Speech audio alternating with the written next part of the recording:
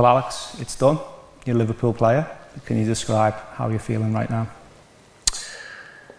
I feel amazing. Je me sens incroyablement bien. La fenêtre de transfert estival de 2025 a été facilement l'une des plus animées de ces dernières années. Nous avons assisté à de gros transferts, d'énormes rejets, des histoires de retour au bercail et bien sûr un drame fou. Certains clubs et supporters ont quitté cette fenêtre avec de grands espoirs et un sourire immense, tandis que d'autres sont repartis le cœur lourd et le visage renfrogné. Mais quel club tombe dans quelle catégorie? Découvrons-le. Voici les plus grands gagnants et perdants de la fenêtre de transfert estival de 2025. Commençons rapidement par le plus évident, Liverpool. Vous aurez du mal à trouver beaucoup d'équipes plus heureuses que Liverpool après l'été 2025. Ça n'avait pas très bien commencé après que Trent ait décidé de quitter le club à l'expiration de son contrat, mais le club a fait de très bonnes affaires. Ils ont signé Jérémy Frimpong, Milos Kerkez, Giovanni Lo Celso, Hugo Ekitike et bien sûr, ils ont battu le record de transfert britannique pour Florian Wirtz. Mais ils n'ont pas seulement dépensé, ils ont aussi réalisé de grosses ventes. Ils ont obtenu 123 millions d'euros de la seule vente de Luis Diaz et Darwin Núñez. Ils ont également gagné de l'argent en vendant Jarell Quansah, Ben Douver-Callagher et Tyler Morton. Ils ont même fini par gagner 10 millions d'euros du départ de Trent. Avec les affaires qu'ils ont faites, ils ont pu résoudre leurs problèmes et améliorer la profondeur de leur effectif. Les principales recrues, Ekitike, Wirtz, Frimpong et Kerkez, ont toutes démarré en force avec de grandes performances ou des contributions décisives lors de leur premier match de la saison. Désormais, le club et les supporters estiment qu'ils peuvent réellement défendre leur titre de Premier League. C'est ce qu'une bonne fenêtre de transfert fait à votre confiance. Un autre grand gagnant cet été est Chelsea. Ils ont réalisé deux signatures très précoces en João Pedro et Liam Delap. Tous deux ont contribué à les aider à remporter la Coupe du Monde des clubs de la FIFA. Ils ont également signé Jamie Gittens, Jorel Ataou et Esterval. Tous ont montré des promesses au cours des premières semaines. Mais ce qui a vraiment rendu la fenêtre formidable pour Chelsea, ce sont les départs. Les Blues ont réussi à se débarrasser de beaucoup de leurs indésirables. Je veux dire, ces gars ont vraiment obtenu de l'argent pour Noni Madueke, Joel Félix et environ 10 autres joueurs également, ce qui a fait qu'ils ont eu un très faible déficit net cet été car la plupart de leurs achats ont été annulés par leur vente. Et faire cela, tout en résolvant certains problèmes majeurs de l'équipe, est certainement formidable. Nous parlerons du premier perdant de l'été dans une seconde.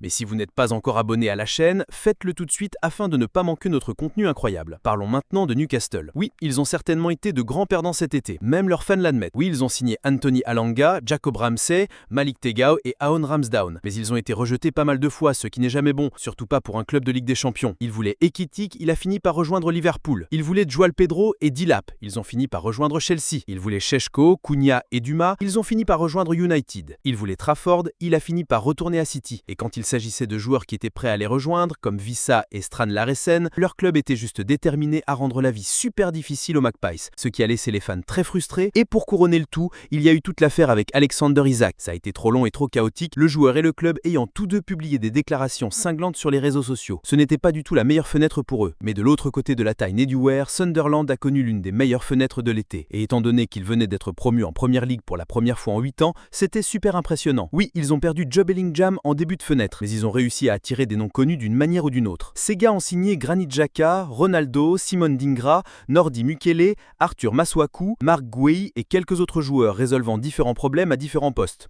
Et étant donné que cette équipe a pu produire une victoire de 3-0 lors de son premier match de retour en Premier League, on peut dire que le recrutement a déjà commencé à porter ses fruits. Quoi qu'il en soit, le prochain est Barcelone, et ils ont facilement été l'un des plus grands perdants cet été. Bien sûr, les fans étaient heureux que le club ait enfin signé un gardien de but en Juan Garcia, mais tout le reste a été un désastre. Ils étaient si proches de signer Nico Williams. En fait, tout avait été convenu, mais le club n'a pas pu garantir son enregistrement. Donc, tout est tombé à l'eau et il a fini par retourner à l'Athletic et renouveler son contrat. Ils étaient également intéressés par Luis Diaz, mais ce n'était tout simplement pas financièrement viable pour eux au final. Marcus Rashford, en prêt, n'était pas une mauvaise affaire, mais ils ont dû attendre le tout dernier moment pour l'enregistrer, ainsi que Juan Garcia, afin qu'il soit disponible pour le premier match de Liga de la saison. Et même alors, il leur a fallu des semaines pour enregistrer avec succès Chesney, Gerard Martinez et la nouvelle recrue Rooney Barguil. Cela a été un désastre absolu, surtout si l'on considère qu'ils ont également été confrontés à la même situation l'été dernier. Et oh, Inigo Martinez a soudainement quitté le club pour rejoindre Al Nassr. Ainsi, après une fenêtre de transfert estival complète, Barcelone n'a pratiquement pas résolu les problèmes de son équipe et doit espérer que son académie et le brio de son entraîneur les sauveront. Et il est intéressant que nous ayons mentionné Al Nassr il y a quelques quelques instants car ils ont certainement été l'un des plus grands gagnants cet été. Même s'ils ont perdu John Durant, ils ont obtenu Joe Félix, Kingsley Coman et Inigo Martinez de grands clubs européens. Ce fut donc définitivement une bonne fenêtre. Malheureusement, cela n'a pas suffi à les aider à remporter la Supercoupe d'Arabie Saoudite, mais c'est une bonne équipe, alors ils pourraient peut-être remporter le championnat cette saison. Parlons maintenant d'un autre grand perdant, Brentford. Dango Ouattara, Jordan Henderson et Kehler sont certainement de bonnes recrues pour l'équipe. Mais ces gars ont vu leur équipe se faire déchirer cet été. Ils ont perdu leur entraîneur Thomas Frank, leur gardien Mark Flecken, leur milieu défensif titulaire Christian Norgard et leur meilleur buteur et meilleur joueur Brian Mbeumo. Ils ont également eu Iwan Wissa qui a supplié, protesté et s'est rebellé pour être vendu. Il n'y a pas d'autre façon de le dire. Ils ont eu un été horrible et cela a conduit de nombreuses personnes à faire des prédictions précoces selon lesquelles ils pourraient se battre pour le maintien cette saison. Mais bien sûr, cette vidéo ne serait certainement pas complète sans mentionner Arsenal. Ils sont définitivement l'un des plus grands gagnants. Ils ont acheté Victor Osimhen, Martin Zubimendi et Noni Madueke. Tous ont démarré en force. Ils ont également signé l'un des meilleurs jeunes défenseurs centraux d'Europe en Christian Mosca, un bon gardien de but remplaçant en Keya Arrizabalaga et bien sûr le grand coup Ebery Eze. Ce fut la cerise sur le gâteau, car non seulement ils ont obtenu l'un des meilleurs numéros 10 de la ligue, mais ils l'ont arraché des mains de leurs rivaux de Tottenham, ce qui en a fait une victoire beaucoup plus douce pour eux. En parlant de Spurs,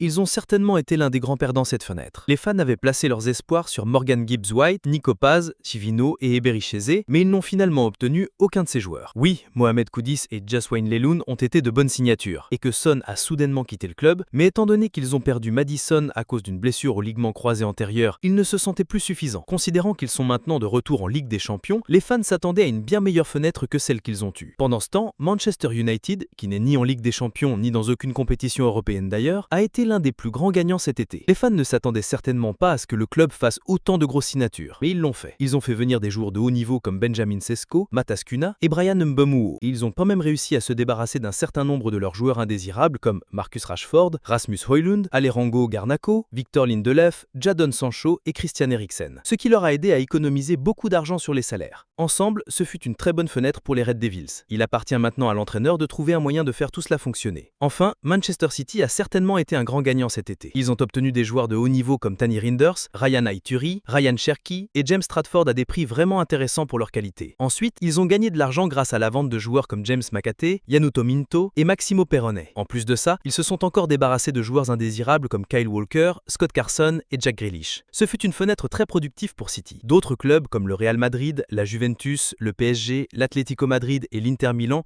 n'ont été ni de grands gagnants ni de grands perdants. Ils ont juste eu des fenêtres assez normales. C'est pourquoi il n'en a pas été question. Quoi qu'il en soit, nous voulons maintenant vous entendre. Qui pensez-vous a eu le meilleur mercato estival? Et qui pensez-vous a eu le pire? Parlez-nous dans les commentaires. Si vous avez aimé cette vidéo, mettez un pouce bleu et abonnez-vous à la chaîne. Activez également la cloche de notification pour ne jamais manquer de nouveaux contenus. Nous vous retrouverons dans la prochaine. Au revoir.